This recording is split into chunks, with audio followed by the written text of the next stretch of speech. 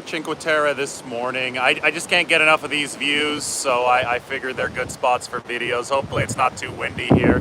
It seems that nobody in the town is up yet except for like 4 or 5 people. I was one of the guys in the coffee shop. Got Margot a pastry. We're going to have to take it up to the room here in a second. Then we got to hit a train to Parma.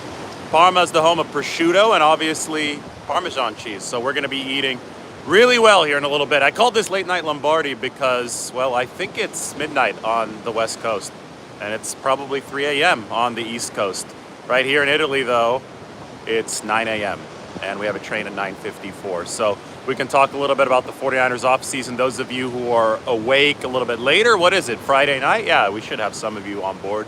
We can talk a little bit about some of the facts and myths about this 49ers offseason. There's a couple myths being peddled that I think we should address. And one is that somehow the fact that Deebo Samuel doesn't have a contract in April, which would be about 3 or 4 months before anybody expected, is because Jimmy Garoppolo is still on the 49ers roster. And you know what? This just isn't true from a salary cap perspective. That's not how the cap works. You don't just simply remove $25 million and then, oh boy, now we can spend this money. No, you restructure, you wiggle around, you can do different stuff, you can move around the deck chairs. And the 49ers actually haven't exhausted all their recourses of moving deck chairs around just yet. They can still extend a guy like Jimmy Ward. They can still extend Sansom Ebukam. There are still other cap tricks that they can use to open up more space. And on top of that, a Deebo Samuel extension doesn't necessarily mean that his cap hit for 2022 will grow. In fact, Fred Warner signed a record deal for linebackers in the 2021 season. And that deal kept his cap hit exactly the same. So they didn't need any more cap room to sign Fred Warner. Now the 49ers will need cap room to sign their draft class here in 2022. They're going to need like $7.7 million, and they currently only have what, like $1 to $2 million in space. So they're going to have to turn to some of these recourses to open up room.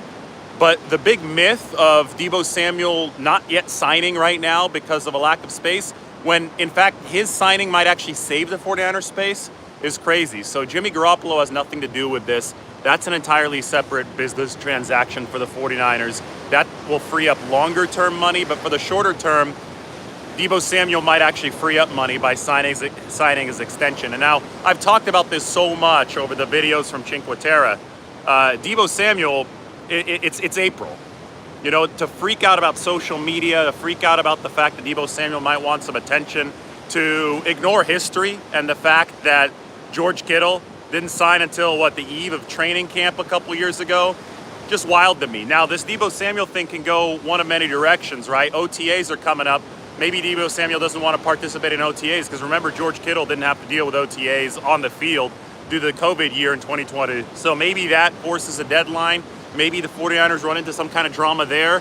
But, you know, regardless of what happens on that front, today is not the day. It's like April 9th, right? Today is not the day to be freaking out about Deebo Samuel just because there are still so many inflection points ahead of us. So I'm just talking football business, and I hope that makes sense. You know, if you have any other myths that you want me to address about the 49ers and this offseason, go ahead and put them there. But that Garoppolo one's a big one. The Deebo Samuel one is a big one. We haven't heard about Nick Bosa in a while, right? Because Deebo Samuel's the one making waves on social media. But Bosa's going to be a big one this offseason. And that draft class is going to be a big one. The 49ers absolutely want to nail this draft class because you got to fill out this roster with the appropriate depth. It looks like San Francisco 60 years ago. Well, San Francisco's got a little bit of that Italian to it, right? North Beach. We're not far from Genoa, Italy. You go up the coast here. Genoa is a city on the same sea, maybe, 30 minutes, 45 minutes north of here if you took the train. And that's where Christopher Columbus is from. A lot of people don't realize that Christopher Columbus was actually Italian, but Italy, not really being too much of a unified country at the time, they weren't ready to fund his travels and his explorations to the New World. So he went to Queen Isabella over in Spain and did it. But anyway, obviously the Italian-American community in San Francisco, they got Columbus Street, right? That's the big diagonal street, ends at the Transamerica Pyramid, goes right through North Beach.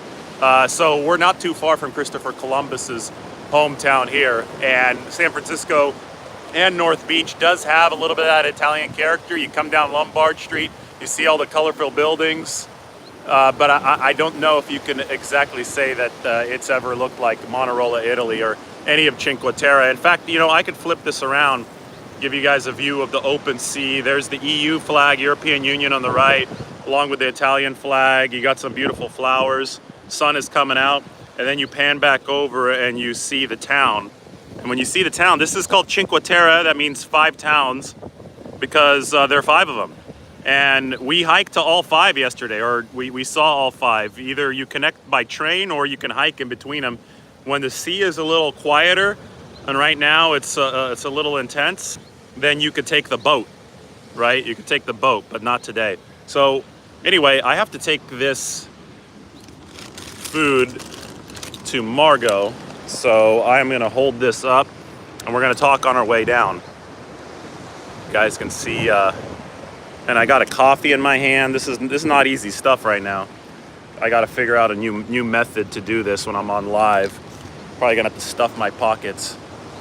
We ate at this restaurant right behind me yesterday, which was really cool. But now that I have my pockets stuffed, we're good. Let's hope I don't trip down the stairs again. We got to leave in a few minutes, so it's time for me to hustle and pack. Fitting in this YouTube live before we head here. I gotta flip this around. You guys are gonna love this. Got morning joggers. It's the town down here. Yeah, I give you a little bit of a tour of town. You don't need to see my face. Don't need to see my beard every single day. You could look at the nicer sights. So I said there's 5 towns. The second town, or the next town down the road, is over there. That's Corniglia. We hiked to that one, and then we took the train over back to the one that we're staying in here in Monarola. So now you could see the ocean, or the sea, I guess I should say, the Mediterranean Sea, but it's blustery. Normally they have boats connecting all these towns. Not today, because the boat would capsize and you'd have people having to swim, and they probably wouldn't do too well in that water. I could swim in this water. I could handle it. I'm being serious. But I don't think the average, swimming's what I do. Like, that's my sport that I actually participate in on a regular basis. I don't think you'd want the average tourist in this water right now. Light it up on those rocks. All right, so now we're approaching Monarola. If I can, I'll walk you guys all the way back to the spot. If you have questions, I'll talk about them on the walk back, because then I have a train ride and I'm not going to do anything on the train. So let me know if you guys have any questions. I'll try to take a quick peek down to the screen whenever I can. Nice little midnight live back on the West Coast.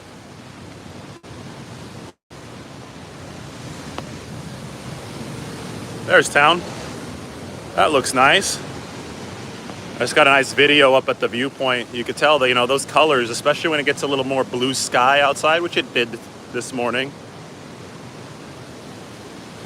You have those colors on those buildings just pop out.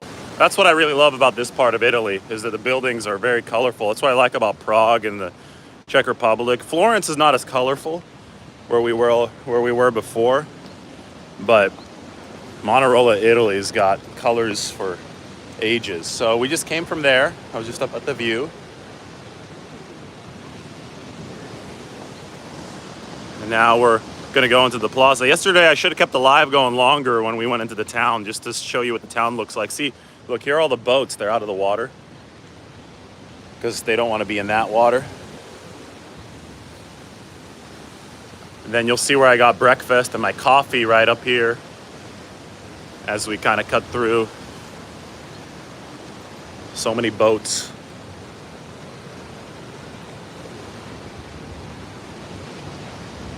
Right here. You can see bar, which means coffee, but they also have alcohol. Gelateria and paninoteca. That means they make paninis, but you know what gelateria means. That is where I had my breakfast. All right, so now we're in town. And now I got to make it through this little maze. I believe I turn right here. Excuse me, right by this boat. Yes, sir. I know my way through Monarola. Proud of my directional ability. I'll sign off from the water here in a little bit. If, oh boy, this is where it gets a little difficult. This is where it gets tricky. You don't know if you turn on this one, you know, these are roads. Or you keep on going straight. I may have to call it early to look at the map. I'm embarrassed to say. Let's see. Then you get out of breath doing a YouTube live. Maybe this way. Maybe not. You guys gonna see me get lost on YouTube live. It's gonna be great. No, we're confirmed, right direction. I'm oriented again. I never made a wrong turn, never in doubt. Should not have doubted myself. Like, this is somebody's roof. This is somebody's front door. Those are agricultural terraces. There's your clock tower. I mean, this is surreal. This is one of those places that you see in like National Geographic postcards. More stairs. Deep breath. Gotta get that cardio this morning. Oh boy. People have their trash cans out for trash collection right there.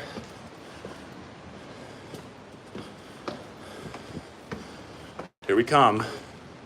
Oh, we got one more way up, so ocean. Gotta make these steps. Here we go. I know, sorry. You might be getting dizzy. I'm getting tired. It's not easy to hold up the camera, talk, and walk up steps. We're gonna be signing off from up here. Let's go.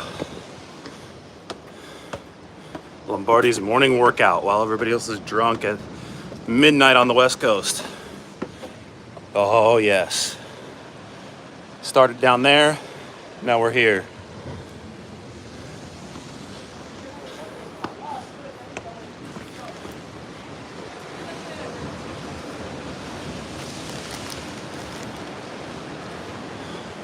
We're staying right up before that scaffolding at the very top, so we got a nice view. All right, guys. Monarola, Mediterranean Sea. It's been good. As you can tell, I got the morning workout in. Hopefully we addressed some good 49ers myths, rumors. If you just joined, make sure you watch the start of the video. That's where I actually talk football. Subscribe to the channel, and we'll talk to you all from the next location in Italy with a lot of Parmesan cheese and prosciutto in Parma. Take care.